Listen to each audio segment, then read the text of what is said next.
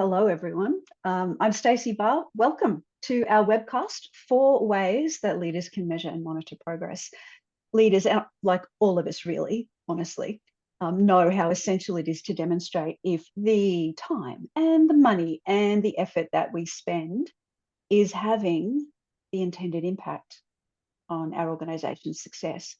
But getting useful data and measures that accurately provide this kind of impact evidence, it often feels out of reach, especially amidst the overwhelm of an excessive number of less than insightful activity metrics. So for any organization to perform, leaders need to monitor both activity and impact. And by improving the balance among 4 types of progress measures that we're going to be exploring, leaders can make the right activities lead to the desired impacts.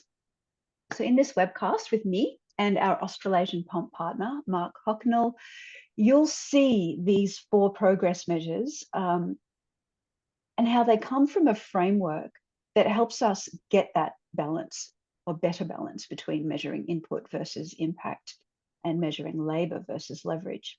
Now, just in case you don't know Mark or me, here's a very quick intro. So that's me on the left. My career began in the early 1990s, and organizational performance measurement has always been what I've done. That's my area of expertise. And it's also almost how long ago I created our performance measurement methodology. You'll know it as PUMP.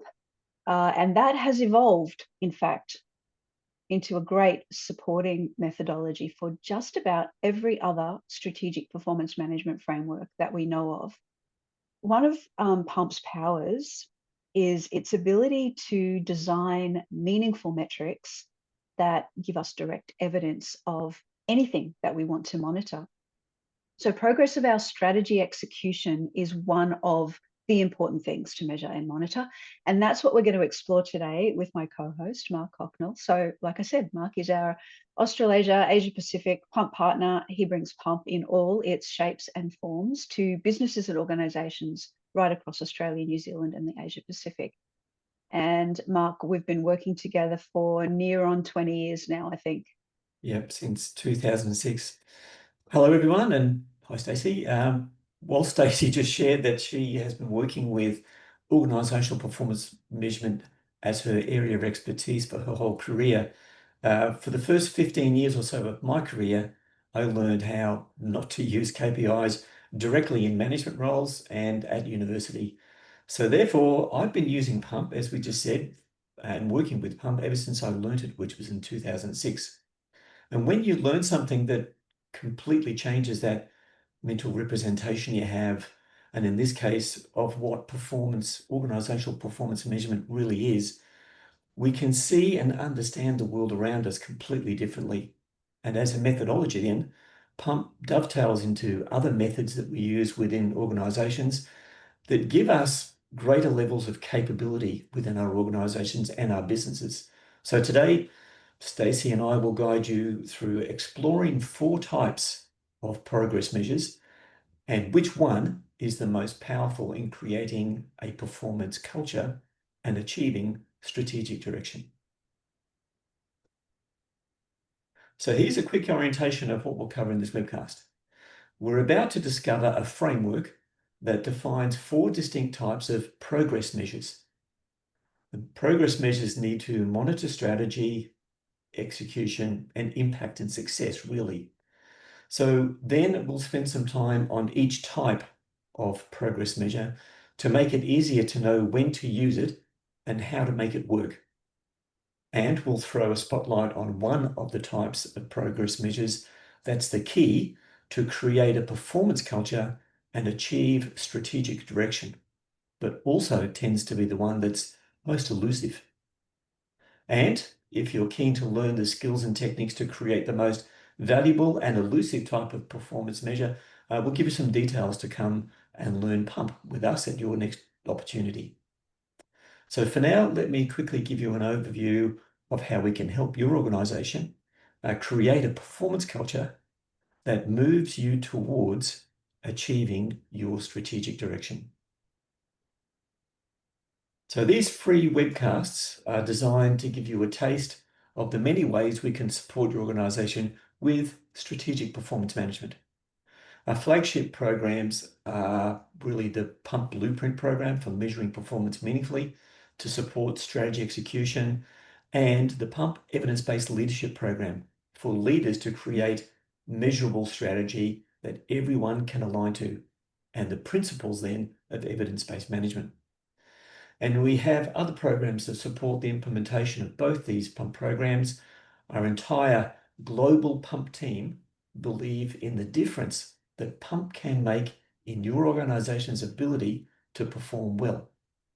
And we very much hope that this webcast, and when in this webcast, that you decide on using pump, or at least trying to use it in your organization and see the difference it can make.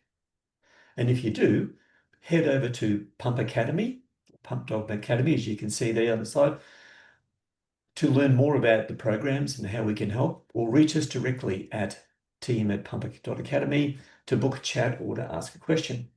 And if you stay with us to the end of this webcast, we'll share more details about our next public Pump Blueprint training, the certification workshop for Australia and Asia Pacific. And with that, let's get started right away with what the 4 types of progress measures are. So progress measures happen to both our results and our activity. It's useful, I guess, to know how well we're reaching our goals, and it's useful to know how well we're doing the activity to reach those goals. So we want to make progress in our results, which is the impact that we're trying to make, but we also want to make progress in our activity, and all those tasks and projects are the input to make that impact. Progress also happens over time, and it happens in the moment. And so it's useful to know how we're going right now, but we're also wanting to know what level we're capable of holding over time as well. So we want to make progress in our capability over time, ideally in a way that creates leverage. We don't want to continually be fixing things, in other words, fix it once, set it and forget it. And we want to make progress right now as well through the labor that we each undertake in our day-to-day work.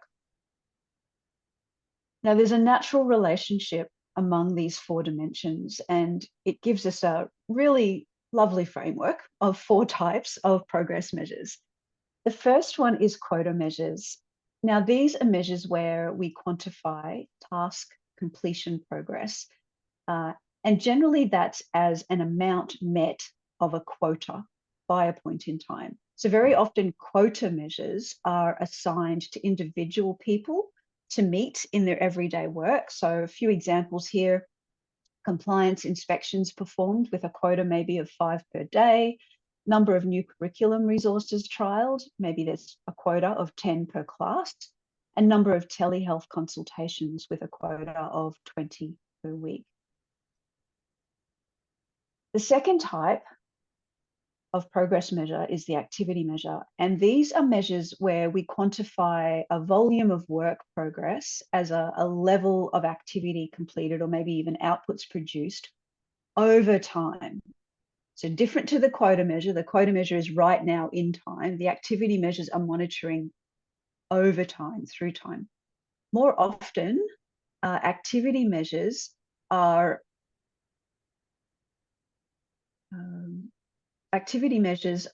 assigned to teams, maybe business units. They can be assigned to individuals though. And examples of activity measures are the number of welfare applications processed per week, the number of tutoring sessions maybe held per month, or the number of diagnostic tests performed per month. Our third type of measure is the status measure. Now, these measures are where we quantify a result to date type of progress. It's a cumulative total generally, as at the current point in time. Sometimes it can also be relative to a targeted total for the current year, let's say. So examples you should recognise: the percentage of annual budget spent, year to date school attendance rate, and total number of telehealth subscribers. Now we've just got one left. The fourth type of progress measure is what we call the performance measure. And these measures are quantifying performance result progress as a level of performance capability over time. Examples of performance measures, something like serious road crash rate by month, percentage of students meeting literacy standards by quarter, or percentage of patients with unplanned readmissions by week. That was an overview, okay? We're going to dive into them. But with this collection of 4 types of progress measures, we can monitor our results and activity both in the moment and over time. Finding a balance in what to use, that's really the trick, because one of these types of progress measures is actually the most valuable, as Mark has said, to create a performance culture and achieve a strategic direction. But that most valuable measure is also the one that most people struggle to design, to find meaningful examples of. No doubt many of you are already guessing which one it is. But before we tackle that question, let's see just how much you might be using this array of progress measures. So we'll do that using a quick poll. In this poll, you'll see those 4 progress measures: quota measures, which is the task completion progress; activity measures, volume of activity progress over time; status measures, a result to date measure; and performance measures, which is measuring our performance results progress.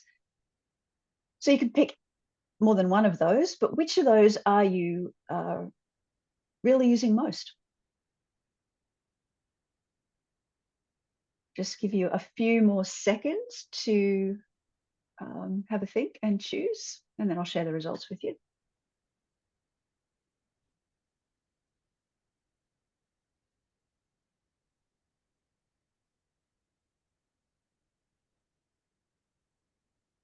Okay, I'll end this now and share the results. So hopefully you can all see that. Mark, hopefully you can see it too. Yep. So activity measures and status measures are winning. They seem to be the ones most often used. Are you surprised by that? Me? No. There's so many times we have those status measures and people want to know that things are done through the year, and we got those get things done by a certain date or spend. But yeah. And performance measures have come out least in there, which is what you've already alluded to, I guess, Stacey, in terms of they're often the most difficult to figure out. They are difficult to figure out. Is anyone else surprised by those results, or is that kind of matches up what you would have expected? Just a quick Y for yes or N for no in the chat. If anyone's surprised by those results? There's a couple of yeses. Kiri, Brendan, yeah. James, not surprised. Jenny, not surprised. David, you're not surprised. Yeah, cool. Looks like the no's are winning. Yeah, the no's definitely are winning, which isn't great. It suggests we don't have a good balance, I suppose. Now, each of these progress measures has a role, but often we're using some of them too much, which the poll results probably suggested, and we're using others not enough. Or we could be using them for the wrong purpose as well. So let's now spend a bit of time throwing a spotlight onto each of these types of progress measures, just to understand them a little bit more, but also including when and how we might use each type of them. Mark, let's get started. Okay, so let's start with those progress measure number 1, the quota measures, because these measures quantify task completion progress, if you like, as the amount met of a quota by a point in time. So they basically count how many times a task was completed, usually by an individual, maybe a team, in a set period, like in a day or a week. And for example, the quota measure might be If we are vehicle safety inspectors, they may have a quota to perform 5 compliance inspections per day. If we want to boost student learning outcomes as teachers, teachers might be given a quota of a new curriculum resource trialed, aiming for 10 per class that they teach, for example. Or a doctor in general practice might have a quota of number of telehealth consultations, aiming maybe for 20 a week. So that's a couple of examples of these quota measures. So some of you are using quota measures in your organisation already. So I'd like you to take a moment and just think about some examples and even some ideas that you may have of those quota measures. And when you're ready, type some of those examples into the chat so we can have a look at them. We've got about 15 seconds to do that. So I've got the timer started. 15 seconds. Right. So in the chat, what are your examples or ideas of quota measures? So that's 10 seconds. So we just clicked over into the 15. Any examples in there? Might take longer than that to type. It might take longer than that time. Yeah, so here they come. Audits James. completed. Yep. Perfect. Passengers processed, assessments made, and yeah, no doubt a particular number we're trying to hit. Yep. And Jaden, the number of projects that are complete. Yep. Probably by a certain date as well, because we like to add 2 things in there. Yeah. Mark's number of internal reviews completed per month absolutely can be. Generally, that's got me thinking, Mark. I think generally quota measures might be a little bit more short term than that. We might be crossing into the border, but into the boundaries of an activity measure with that one, perhaps. Oh, And really? there's a relationship between them because they're both measuring task or activity. One's just trying to hit a certain amount each time we're turning up at work. The other one's monitoring through time. And Cameron's picked up on the arbitrary nature of milestones, or these targets that quota measures often have as well. With the arbitrary milestones achieved or reached, it's how meaningful that is. It's challenging. Thanks. Oh, seating turns per table. Brooke, I don't know what that is. Brooke's our US pump partner, joining us at probably some ungodly hour. I don't know, Brooke. Oh, a restaurant. Yeah, it could be. It could be. Hi, Brooke. All right. Thank you, everyone, for sharing those examples. And because quota measures are counting, as we've just talked about, the number of task outputs against a desired target number or quota, simple tallies are an example of how to track them. So a simple bar chart of actual completion versus the quota is really the best way to display them. But done right, quota measures can help us improve progress in getting things done day by day through, hopefully, disciplined action. And one of the best ways to improve the achievement, if you like, of quota measures is to design day-to-day tasks so that they are as efficient as possible. And this might mean providing checklists so that the right steps are taken, or providing tools that automate some of those steps. For example, to help vehicle safety inspectors to meet their quotas of 4 compliance inspections a day, it might help to provide each of them with a full set of digital diagnostic tools like inspection apps or whatever that integrate with a wider range of vehicle onboard diagnostic systems. There you go. Now, no measure's perfect. They have pros and cons, benefits and risks, I guess. So the benefits then of using quota measures. Firstly, one benefit is that they provide very tangible focus for people to direct their daily efforts. Another benefit is that they help us build the muscle of discipline in getting things done. And thirdly, they can also give us very quick feedback that people can potentially use to find improvements, like the examples Mark gave for the safety inspector, to find those improvements in the design of their daily tasks. But are also some risks we need to be careful about with quota measures. Firstly, if the results or the impacts are not clear first, before we choose them, quota measures can drive people to hit short-term targets that really don't matter in the overall scheme of things.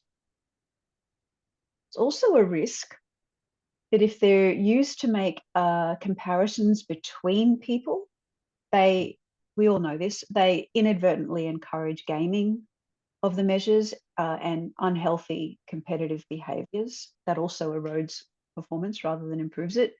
And in addition to that, they can put too much focus on hitting numbers and take attention away from creating quality in the outputs that we're trying to create through those tasks. So for these reasons, it's best to set quota measures only after the desired impact or results are clearly defined and understood by everyone. This will come from your strategy process, no doubt.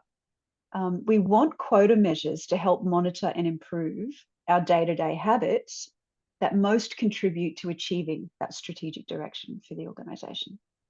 So there you go, quota measures. Now, next type is activity measures.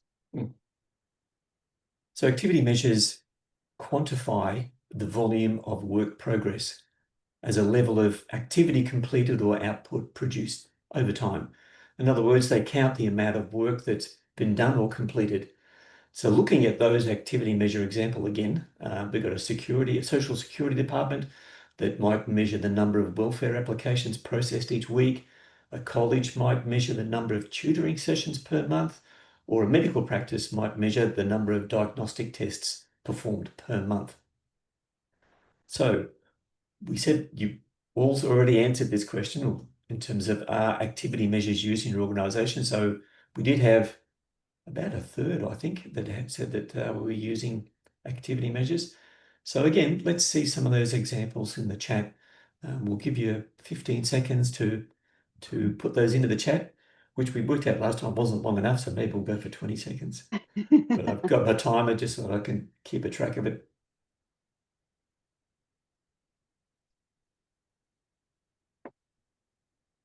So these are activity measures that are quantifying the volume of work progress and the activity completed or output produced. So that's our 20 seconds. We'll just wait a few moments. Maybe they take longer to write. They might take longer to write. Here they come. Jenny, number of site visits per month. Yep, good example. Classic. Number of clients supported per month. Yeah. Number of support sessions. Yep. Yep. Nikki's reports on time. Yeah. Number of customer requests completed within. Yeah. Yep. Number of days. So it's got a target in there as well for that. Now, these are coming through thick and fast. So obviously we're very comfortable with activity measures, I would think, Mark. Applications approved per month or per year, number of trainings delivered per month. So great examples. The great examples of activity measures, but are they really good measures? That's the next question, right? So because these activity measures are counting the number of task or process outputs produced over time, line charts are an example of how to track them. In Pump, however, we use XMR charts or smart charts because they do an even more than the line chart can do. And they are the most accurate visualization for highlighting signals of change and quantifying performance gaps, like the difference between the current baseline of performance and a future target. So done right, activity measures are about improving progress in output productivity, if you like, over time.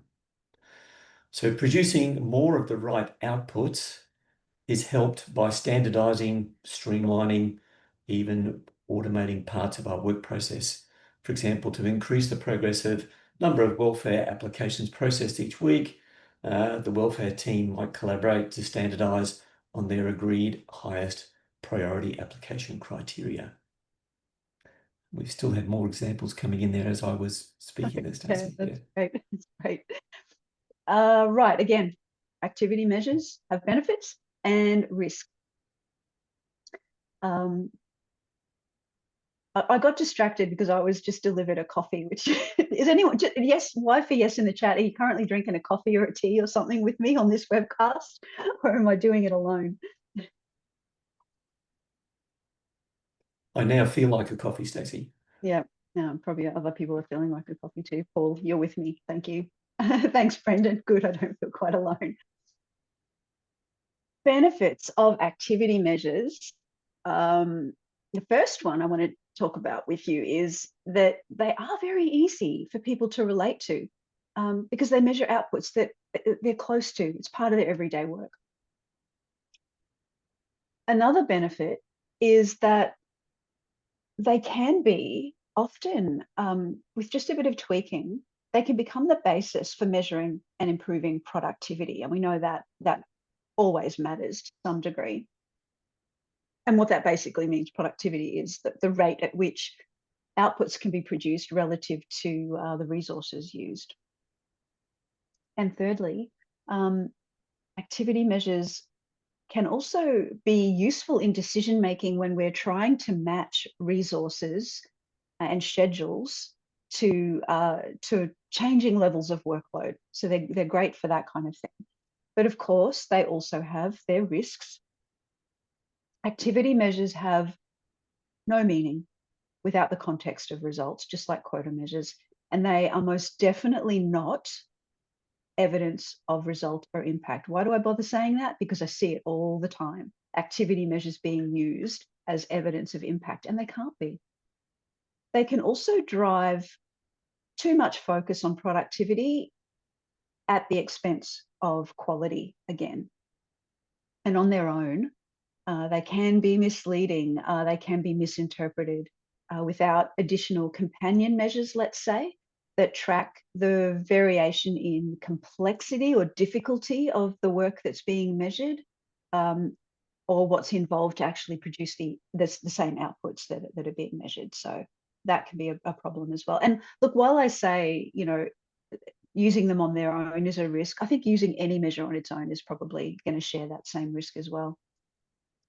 Activity measures are going to be most valuable when they're chosen to support result-oriented measures and when they're used in companion with other measures that add relevant context about complexity or difficulty. We really want activity measures to help monitor and improve productivity so that we can make the most of our limited resources, and so we can create capacity for the work that's needed to achieve the strategic direction for the organisation, because that strategy work is different and over and above to the everyday real work that we're hired to do, I guess.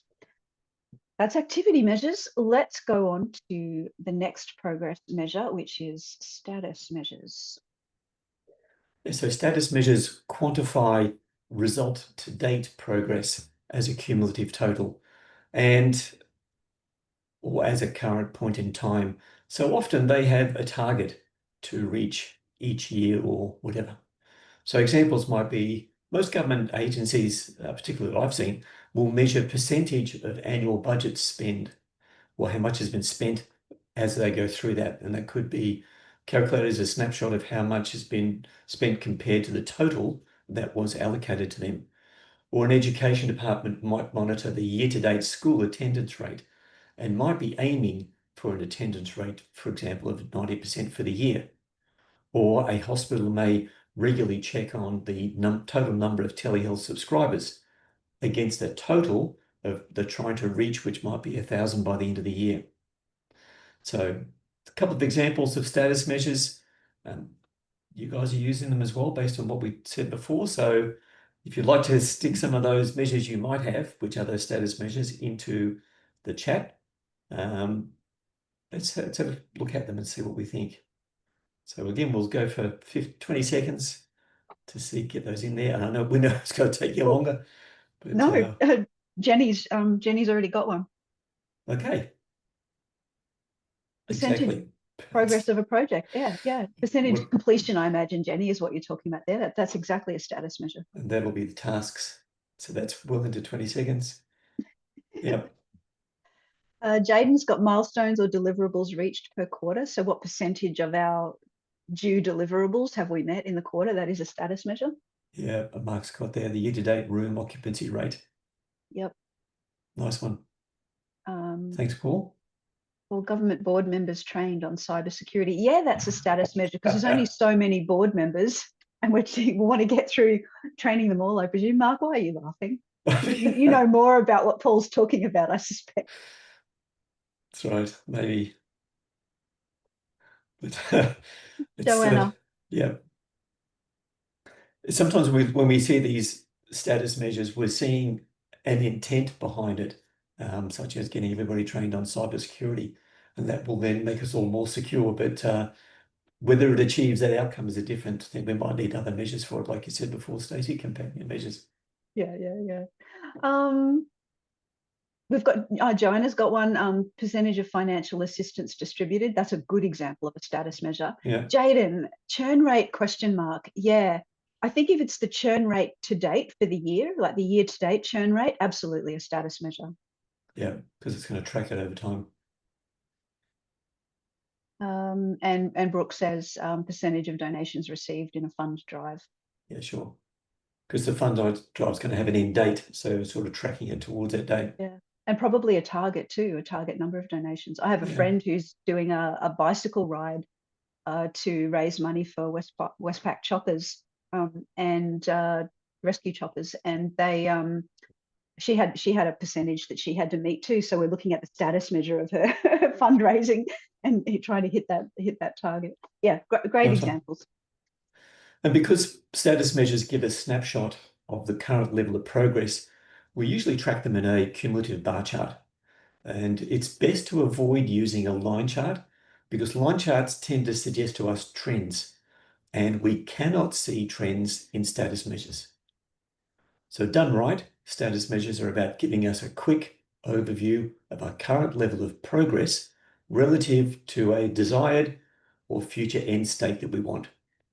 So revealing or reaching that finish line on the time really depends on other progress measures, which more easily point to possible improvement actions than the status measures actually do. For example, to increase the likelihood of reaching a student attendance rate of at least 90% for the year, an education department would need to learn from and act on other measures or the information that those other measures are giving them of the factors that most affect students' attendance. They can't learn from or make decisions really from the status measures alone. That's it. Benefits of status measures? Well, firstly, they're really easy for everyone to relate to. They're very common in most organizations, particularly with the financial related measures. And that probably testament to that benefit is just how quickly you started coming up with status measures when Mark prompted you. They also let us know how far we are away from reaching a finish line, if you like, for a specific period for a result. And, you know, if we had set a projected path or some expected values over that period, we can see along the way if we're on track, falling behind, or if we're ahead of where we plan to be at this point in time. And they are hard to misinterpret or draw the wrong conclusions from because they're quite straightforward. It's really clear to everybody what they're saying. So they're the benefits of status measures, but the risks that come along with them include these. Firstly, they cannot show us a trend over time. That's why Mark said don't use line charts for these. So we never can get from them any feedback about whether our progress really is speeding up or slowing down. We can only know now whether we have gone ahead or we're falling behind, but we can't see what the trend is in can we expect to keep staying ahead, or can we expect to keep falling behind, or was it a one-off blip? Questions we can't answer. Another risk of status measures is that they can make us react with a short-term focus. As humans, we're already pretty prone to that anyway. We don't need our measures driving more of it. so that short-term focus would be, let's just try and kick up the result for next time. And let's just do a big push, everybody. Let's see if we can, hit a certain level next month for our year-to-date budget spend or whatever. But that's not what we should be doing. Really, the only way to improve performance is to dig down into what's really happening and figure out what kind of course correction is going to be most appropriate. And that's also why Mark said we really need to improve these status measures only through the use of the other types of progress measures, because they take us closer to what those causes are. Thirdly, status measures hide natural variation in performance over time. And for those of you who follow Pump, you pretty much know what I'm going to say next. It's the variation in our measure values over time where we find patterns and important signals of when and what type of changes are happening. And we really need that to decide the most appropriate course correction. We don't not just understand to dig down into other measures, but we need to understand where those signals are, what type of signal they are, to really know how to change things. But status measures can't show us that. They hide that variability. We want status measures, though, because they give us a big picture snapshot of where progress of our results is currently sitting. And that can show how far we have left to go to fully achieve a strategic direction in the current planning timeframe, I guess you could say. Mm. But status measures really can only be valuable when they're used alongside performance measures, which provide the information that the status measures are missing that we just discussed. And performance measures, of course, are our fourth and final type of progress measure. The performance measures quantify performance result progress as a level of performance capability over time. And what they generally measure is the current capability of a business process or system to routinely achieve a particular level of performance result. And again, here are some examples. So the transport department might measure serious road crash rate by month. And the rate means crashes per 1,000 kilometres travelled. And it's a measure of the safety capability of the road system. So state primary schools might measure the percentage of students meeting literacy standards by quarter. And it measures one aspect of the curriculum and teaching capability of the school system. A hospital might measure the percentage of patients with unplanned readmissions per week. And it measures the capability of the hospital system to fix patient injury or illness with the first treatment plan. So we do know that some of you are using performance measures that were seen there before. So take a moment to share with us some of your performance measures that are like these ones. And I'll bring out my timer otherwise. So we just started. And maybe our Pump family that are joining us should be able to pop in a few quite easily. Who would like to think? Oh, Brendan, straight away. This is faster than the other measure types. Yeah. By about 10 seconds. Well done. Funny. So Brendan, staff turnover rate, reduce average turnover rate by X%. So you've incorporated a target in there as well. But staff turnover rate could absolutely be a performance measure if that's something we're trying to reduce or change. Yeah, and Jenny's got the number of safety incidents per month. Again, measuring the safety system within the organisation. James, percentage target of slippage. Slippage in Mark, do you know what James might be talking about there with slippage? I'm curious. Elaborate if you can, James. That'd be good. Slippage of what? And Joanna's got a good one. The percentage of clients with reduced debt. Great. Quality. Yeah, good. That's a really good one. Yeah. Okay. Thanks, everyone. Great example. Nice. Thank you. So now, because performance measures are quantifying results over time, we want to focus on the signals of change and how well we are closing the gap, perhaps, between the current level of performance we have and where we would like that level of performance to be. And the absolute best way of tracking them is in XMR charts, or sometimes called smart charts. So done right, performance measures are about improving our capability to consistently achieve important performance results over time. We improve this capability by improving or redesigning business processes that have the biggest impact on those important performance results. For example, if we want to decrease the percentage of patients with unplanned readmissions, one process that has a big impact on this might be diagnosis.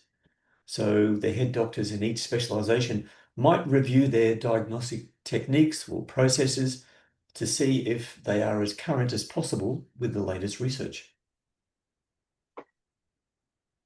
Now, if I think most of you are probably guessing which progress measure we feel is the most valuable and in changing a performance culture and also achieving strategic direction.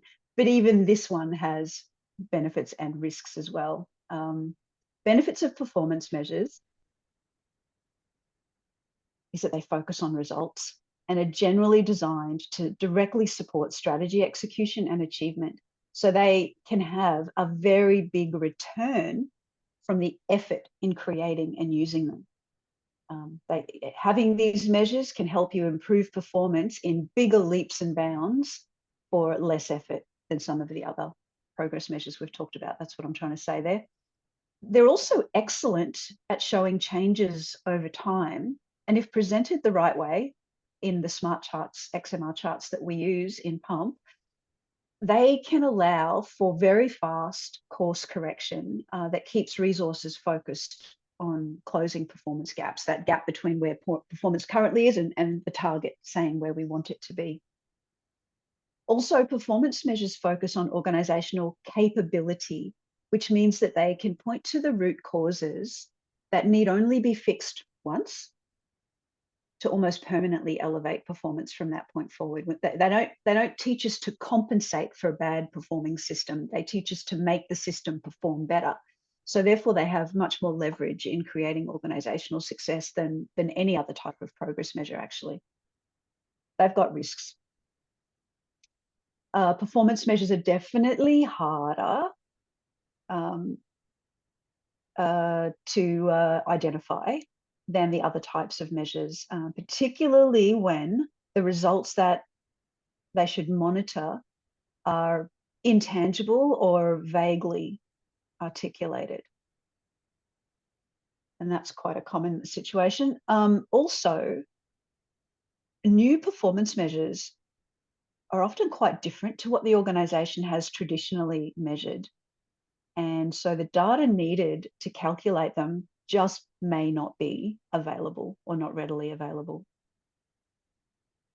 And another risk is, or a challenge really, is that often performance measures are not 100% within the control of teams, like a quota measure would be, or activity measures often are. Performance measures are not usually within that direct control. And so teams can struggle with that tension between exercising the influence they have with the pressure to hit targets. It's manageable, but we just aren't born with the knowledge of how to handle that tension, I guess. So performance measures will be most valuable when they're designed as direct evidence of the performance results that are implied by our current strategic direction and all the business unit goals that align to that direction. We want performance measures to help us find leverage so that we can change the organization's processes and systems in a way that achieves the strategic direction for the organization, but with the least amount of resource or wastage or redundancy. So let's bring all of this together. Our framework of progress measures is based on measuring or monitoring progress of activity and results, where activity is the input to produce the results that make the impact that we want. And our framework of progress measures is also based on monitoring progress both in time and over time or through time, so that we can create more leverage over time with the right kind of day-to-day labor or work. So we have quota measures that quantify task completion progress, usually in a shorter time frame, hitting a quota by that point in time. We track them with simple tallies or totals compared to the quotas in bar charts, and we improve progress in our quota measures by improving the daily discipline via task design. Activity measures quantify the volume of work progress as a level of activity completed or output produced over time. And we track them with line charts. We can use XMR or smart charts as well to monitor for changes over time. And to improve our activity measures, we improve output productivity by standardizing and streamlining our systems, processes, and procedures.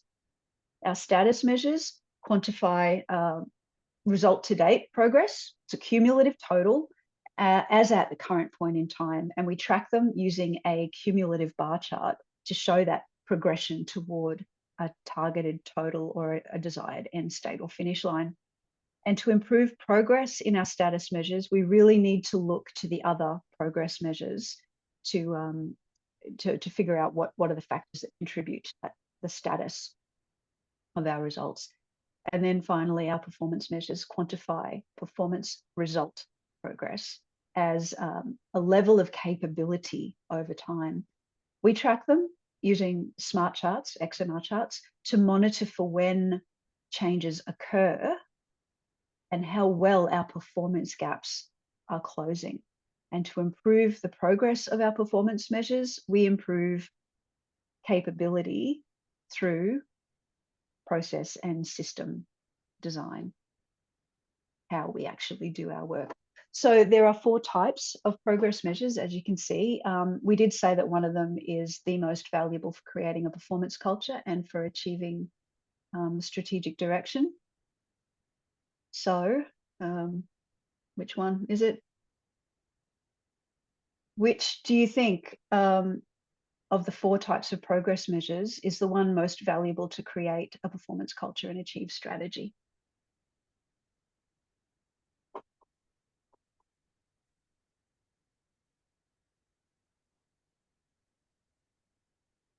You're watching the poll results along with me. Yeah, at 22 out of 23 so far are going with performance measures. Only about 3/4 of you have voted, so I'll wait a few more seconds just in case somebody's thinking.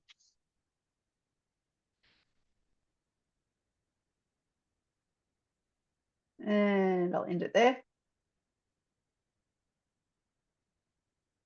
So you included, Mark, but everyone, is anyone surprised by that result that that we believe performance measures are the most valuable to create culture and achieve strategy? Anyone surprised by that?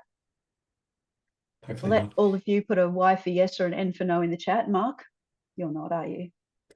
Not surprised. And I guess even seeing a couple in there for the status measures, sometimes getting things done by a certain time is as long as you're using them in conjunction with the performance measures, they can be useful, like you said. Yeah, the problem, as we mentioned, is that we can't take action from them. We don't know what to fix without those other measures. But performance measures are also the most challenging as well to try and create. So thank you, everybody. Nobody seems surprised by that. No, I think we set that one up nicely. We did, Stacey. And again, it's recognizing that the performance measures get us to focus on the systems and the processes rather than the actual task, if you like. So yeah, let's talk a bit more, Mark, about why. Why do we believe these are the most valuable? So yes, performance measures. So you may ask why we feel that they're the most useful ones. It's because they give everyone a focus on the result and also on the impact of the work that we're doing. And they also make it easier for everyone to align their own activity with what's determined to be strategically important so that they can make sure that the right activity measures are chosen to support those performance measures. They can set the context for people to design their own daily disciplines to support the achievement of strategy. So if quota measures are used, they're driving the right daily focus. And they find and build leverage. Like I said, we're focusing on the system and the process. It allows us to find those leverage points, which means we're working smarter. So the performance isn't only about labor or doing things quicker or more of it or working harder. It's all about finding those leverage points and finding what's going to work to improve the system and the process. So PUMP is all about choosing, creating, and using the best performance measures to execute and achieve our strategy. And because of its uniquely designed practical techniques that are within PUMP, PUMP takes away much of the challenges with the development of this type of progress measure. And if you want to learn PUMP, you can remove the challenges of measuring performance in your own organisation, or if you have more questions you'd like to ask, just hang around a bit longer and we can dive into those questions. But in the meantime, while you're thinking about what those questions might be, when you're typing them into the chat, if you've already taken or you're already keen to learn that or find out what that next opportunity to learn PUMP is, let me give you a few details. Firstly, PUMP is our flagship methodology to help organisations to get their strategic performance management approaches through meaningful measurement. And it's getting more of it from the measurement rather than doing the quota stuff, for example. Also, PUMP is not another thing to do. It provides the detail and the tools that's missing for most, if not all, of those existing strategy performance management approaches. And when you integrate PUMP into what you're already doing, not only is it easier to create meaningful performance measures, but it can help you get the most from other progress measures as well. And lastly, developing performance measures with PUMP will be easier and more meaningful than the other way that you've also tried. And that's because of the unique and practical way that Stacey has created and designed all of these step-by-step techniques that are within PUMP. And they guide the right conversations to ensure that in teams we can measure what matters. Now, depending on your role and your situation, we have a range of ways that you can learn and implement PUMP. We have the PUMP Blueprint Workshop training coming up in October. Dates are on the screen there, and all the details are on PUMP Academy, and that's under the PUMP Blueprint, where you can also register. Or if you think a private workshop for you and your colleagues, this is just for your team or your organisation. If you think that would work better for you, you can read about that option at that URL there. And if you're a leader and also have a program especially designed for you and your leadership team, then you can book a discovery discussion to get a taste of it by emailing team@Pump Academy. So that's how we can learn and become certified in Pump. That's it. Most of you still hanging around, but I haven't seen any questions come through in the chat. But I will say that some of you registered and you submitted a question then, so we might start going through some of those, Mark, and then if any more appear in the chat, we can. I'll keep an eye and we'll jump over to those. So we're happy to stay with you now to answer all the questions that come through, whether it's about PUMP or your own experiences with measuring performance. Paul, this is probably not so much a question, but just a comment you made when you registered that this was a very timely topic. Our 2.5-year-old year-old department announced a value chain op model to ensure our future operations are cohesive, connected, and forward-looking with a clear mission and purpose grounded in excellence in customer service, and then followed by a grimace.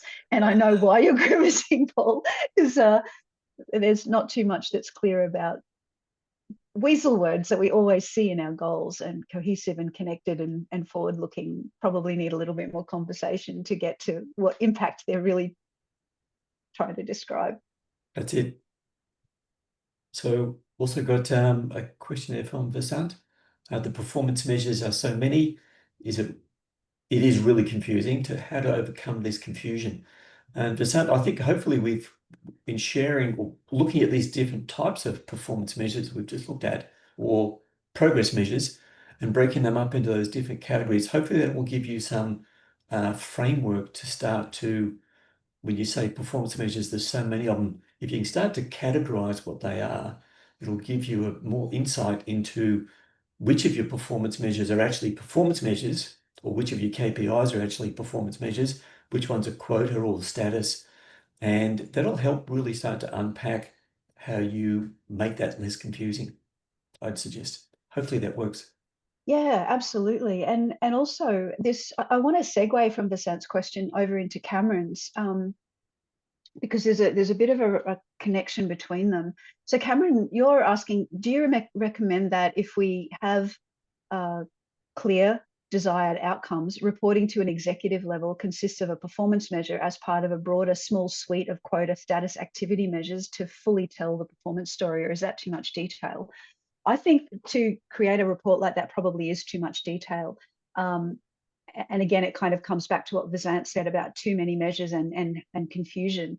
In Pump, we have a results map, which is a way to show all of the results that matter for an organization, mostly driven by its strategic direction, but how that cascades down, right down into the operational levels. So little like teams, groups, business units, executives, people all around the organization are going to own a little piece of that results map. They're going to own some results there and the measures that are attached to those results. So what happens is if there are some performance measures that at the executive level are owned and they're looking at a dashboard of those, the only measures on that dashboard that they really need to spend some time digging into are the ones that are not heading toward target fast enough.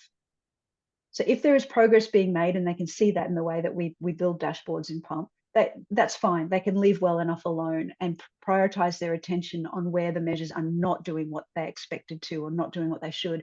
And that is where they can drill down and ask questions of various teams in the organization. And the results map helps them follow the threads down to the other performance measures, but also maybe quota and activity measures as well, that are tracking the factors that are causing or holding back the higher level performance measure from making that progress. So what I'm saying is only drill down into the detail where you need to, but don't try to put all of that detail into one dashboard. It will be too overwhelming. That's the role of the results map, is to help any decision maker drill through and talk to the other people around the organization that own those other results that contribute. I think to summarize, Stacey, we could say that the leaders should be looking at the performance measures so they can monitor the impact of the change, the impact of the work that's on the result and what's working and what's not. And often the status and quota or activity measures can be used by teams that are sort of working within the system to try and get tasks completed in a certain period of time, and then check the impact of what that activity is actually having on the performance measures. Absolutely. Brendan says, thanks for the webinar. You're welcome. Could you walk through an example of taking a performance measure and making it actionable for different organizational levels? This relates back to the results map too, I think, Mark. How quickly could we do that now? I think what I might do, Brendan, and I'll do this for everyone. So in the email that you'll all get telling you about the replay being available, we'll include a few links in there to articles already on Pump Academy, or maybe they're on my old blog, on my personal website, but that give you examples of what that looks like. I think that's probably the best way, is to show it visually.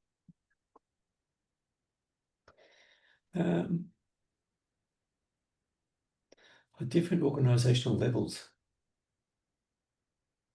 Yeah, the answer will be in the results map and how the performance measures are designed for each of those results. And then you have the different layers of the organization.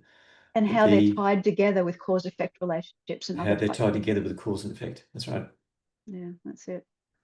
So that's a great question. So what Stacey's just shared with extra couple of articles that will come through, that's really worth unpacking it and having a look into it, because that's going to give you some of the secret sauce, if you like, within Pump about how the whole framework pulls all that together at different levels across the organization, and also allows us to see that in different levels across the organisation. People can be working on different results and contributing to the same shared outcomes as well. Yeah, yeah. Nice. Great. Carmina asks, how do we identify which measurable outputs truly matter and directly contribute to our strategic goals rather than just tracking activities like reports or events? Am I biased? I'm seeing the results map as part of the solution to that as well, is how to tease out what the important results are from the current strategic direction. And look, honestly, Mark, you can't do that without a strategic direction, can you? You need the leadership to state what's currently really important for the organization. Otherwise, you could end up with 10 gazillion different possible measures. Yeah, and again, to refer back to the results map, which hopefully some of you are familiar with it, the results map will have result statements in it, which are like outcome statements. And those strategic goals from the organisation should be prioritised results on the results map. So therefore, the measurable outputs or the activity that's going to contribute to those strategic goals will be on the results map and a set of results that are in that cause and effect relationship.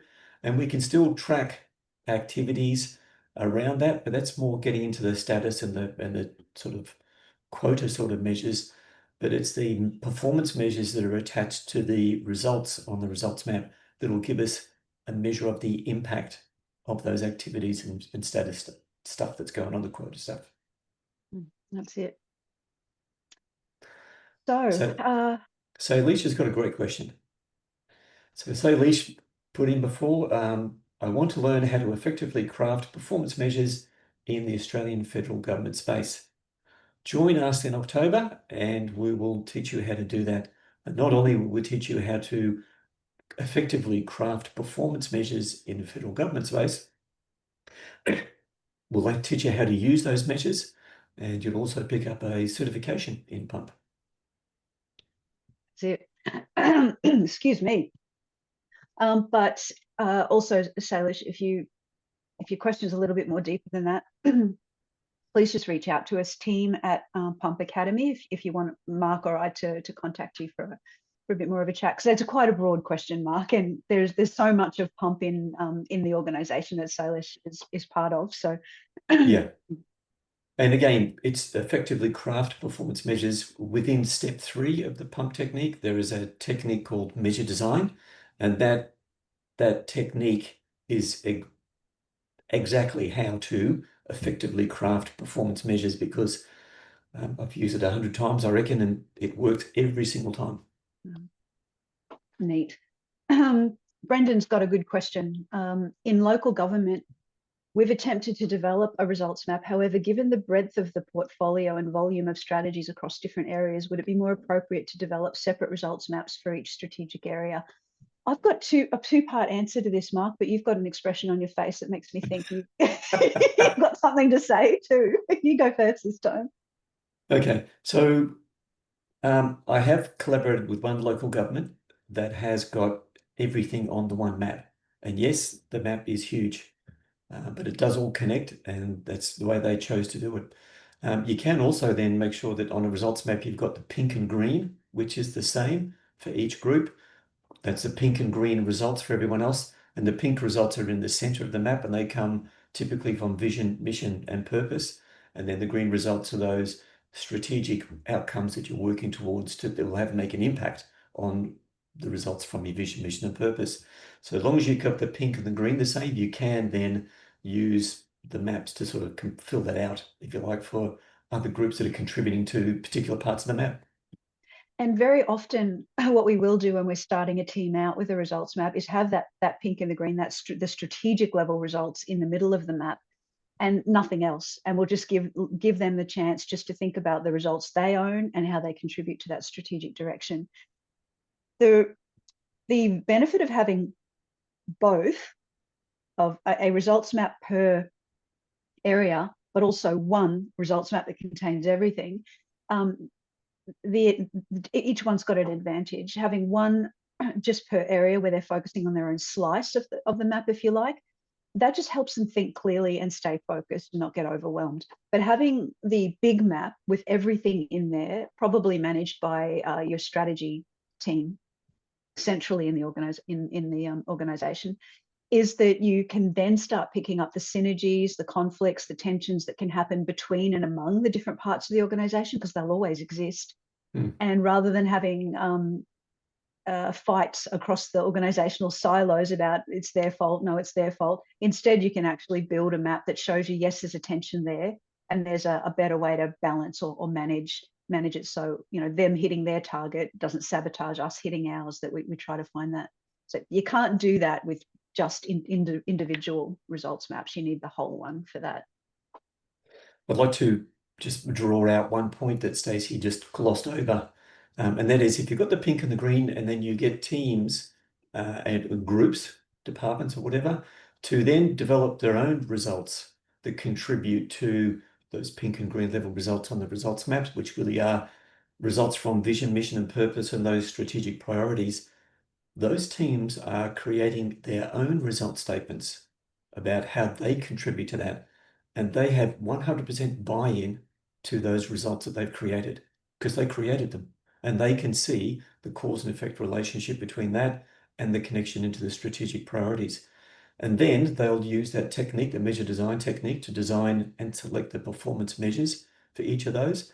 And they will also have 100% buy-in to that measurement framework that they've created underneath those results. So even though we said, yes, go off and develop those results, but there's a cultural change that occurs when people create those results and measures themselves rather than being mandated those things. That applies to all of the progress measures that we've been talking about. If a measure is being used to monitor something that a person is contributing to, whether it's just them, like a quota measure, or part of their team, like an activity measure or performance measure, when those people are involved in creating and designing those measures and implementing them and monitoring them, that's when you get the buy-in. You don't get the buy-in when someone over there has decided what they'll be and they've forced them onto a person or a team. You cannot get buy-in that way. Human psychology just does not allow that to happen. So let's work.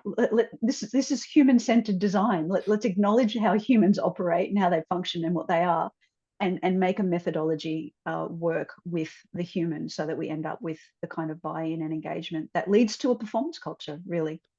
And that's what it's all about. You get the changing culture from doing different things rather than the things we've always done. That's it. All right. I reckon we're probably at a good point to close now. Thank you, everyone, for joining us, for interacting as much as you have, and sharing, being so game to share all those great examples of the different progress measures from your own organisation. Mark, as always, thanks so much for working alongside me with this and sharing your insights. Thank you, Stacey. It was great fun. And thanks everyone for your engagement. It was lovely to spend time with you. Indeed, indeed. Okay, well, until next time, everyone, I sincerely hope that you feel more inspired, if you're not already, to give Pump a try. But bye for now.